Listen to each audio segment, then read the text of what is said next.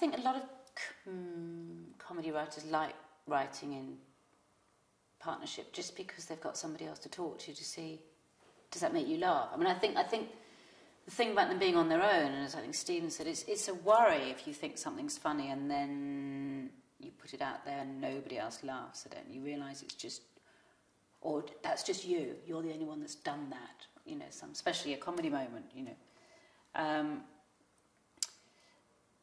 mean, I think Steven's quite interesting because he does it aloud in his head a lot. So we live in a small village in Surrey, and I think that the residents think that he's slightly mad.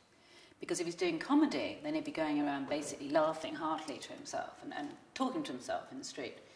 And of course now he's doing Doctor Who, so he's all kind of frowny and boomy and fighting monsters and that. I just think they think he's weird, really. Maybe he should get a partner, I don't know. I think if they're on their own, I think the advantage of being on their own versus maybe a table of writers, part of the fact you get less episodes is I think they can do braver things and they haven't got to check it with anybody else. So the girl with two breasts, two scenes really, didn't have to say to anybody else, I think you're doing half this thing in Hebrew, he just did it.